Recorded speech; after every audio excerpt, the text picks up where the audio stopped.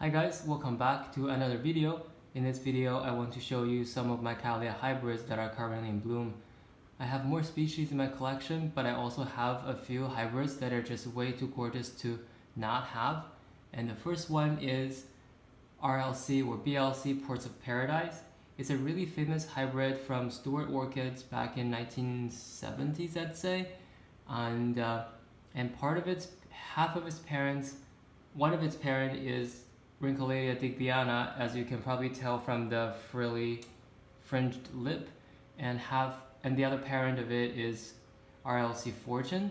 I don't remember exact composition in Fortune, but overall I think Ports of Paradise is about a little bit over 50% digbyana and 30% dowiana, and like single digit percentage of tenebrosa and some other species.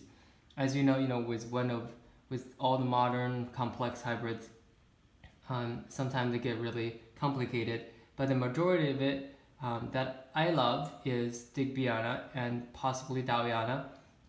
And so the flower itself is quite big, and if using my hand for comparison,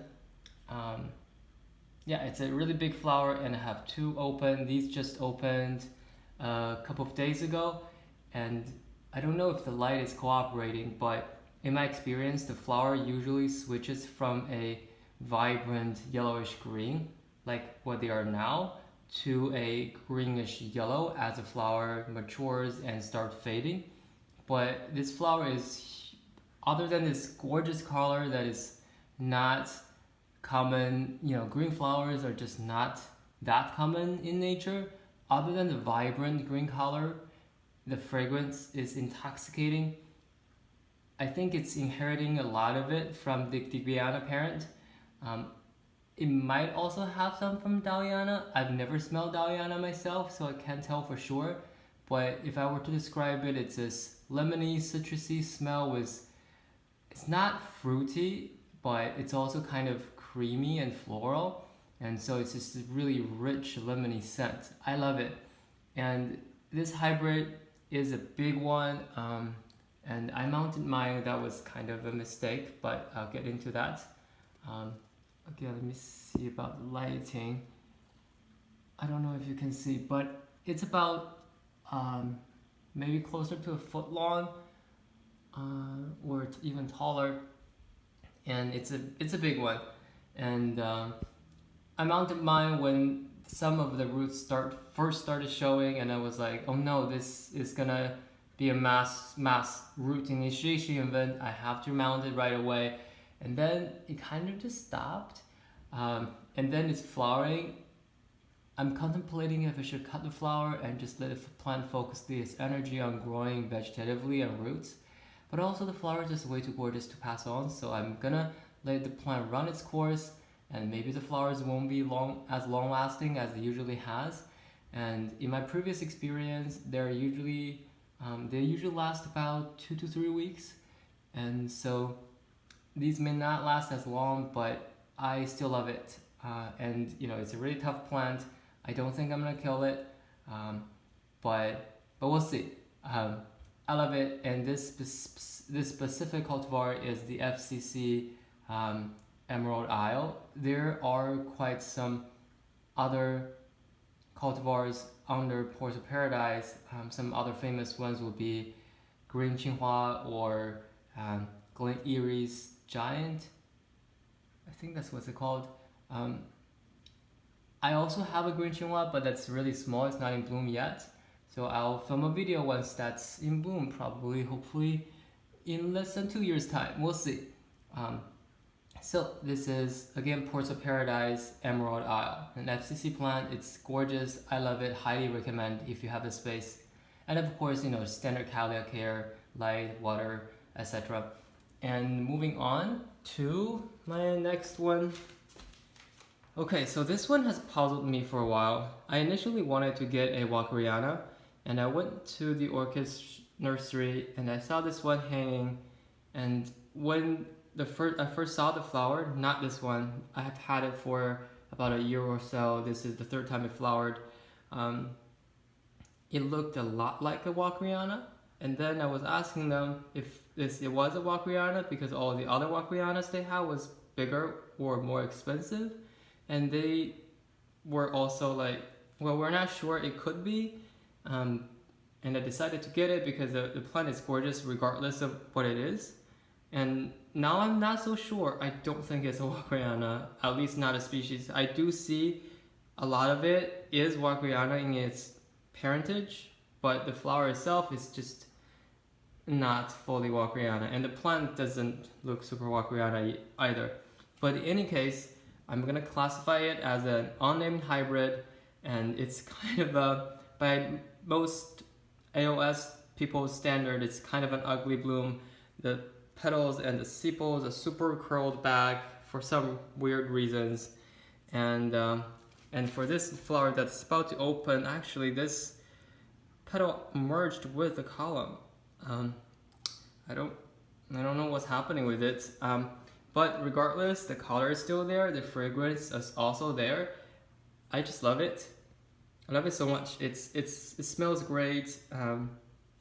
It's growing so well. It's grown so many leaves and pseudobulbs over the past year, and despite the flowers aborting probably twice, one during earlier this year, one during Thanksgiving last year, it finally managed to bloom, and I love it.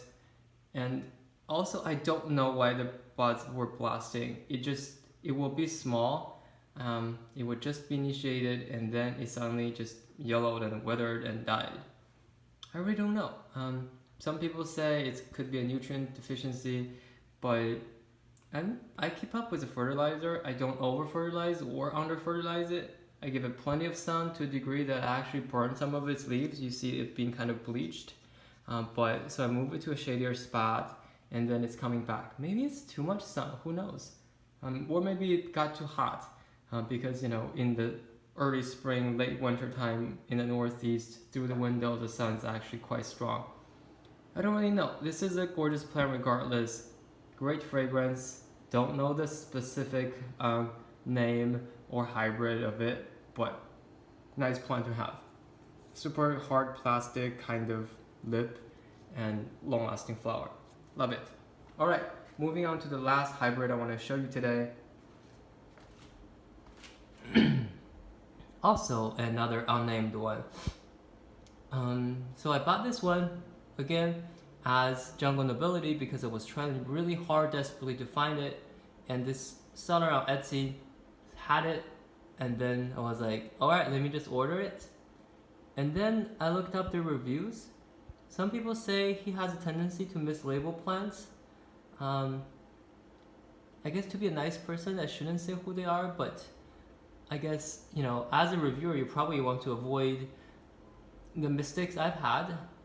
This place was a orchid place called Triton Orchids in Louisiana. The guy was super nice. The plants were super strong and healthy, but it's just not what it was sold as. So this plant was sold as a Jungle Nobility. For the people who don't know, Jungle Nobility is a primary hybrid between Nobilior and Harrisoniana, and it should be a pink bifoliate species, and if anything, this is not pink. It is bifoliate, but it's not pink. Regardless, it's gorgeous, especially if you like green flowers. I can see some of maybe Tigrina or Guttata in it, from the structure of its lip, the lobes, and the color. But I also don't see the spots on the petals, so I don't know. And also I feel like I see some intermedia in it, but again, I can't tell. It's probably a complex hybrid. But in any case, the flower looks nice. It's kind of cute. It's not as big. I have 4 blooms on my plant right now. If my camera will focus, there's 1, 2, 3 that's open, and the 4th one right there is about to open, and it just opened like last night. No fragrance just yet, but I'm expecting fragrance. So that's all the hybrids, and I guess some other species that are in bud right now are my Phalaenopsis violacea. I had it mounted, and then I overestimated my capability to provide humidity for this plant. and so I put it in moss. I'll tell you more once this blooms and film its own video. I have a Neophanesia falcata or a Vanda falcata that I got from an orchid show a couple of weeks ago, and I've never had this species before. I've heard a lot of good things about it, so I'll also film a video once those flower spikes develop. And last but not least, I have my Angraecum didieri that's really close to opening. It's probably gonna open, if my camera will focus again, in the next, yeah, I don't know if you can see it with the lighting and stuff.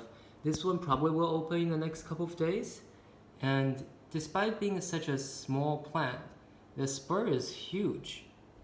That's the characteristics again for the Angraecum species, but again, because it's a species, I will film its own video once it's in bloom. And with that said, I will end the video here and talk to you later. Thanks for watching.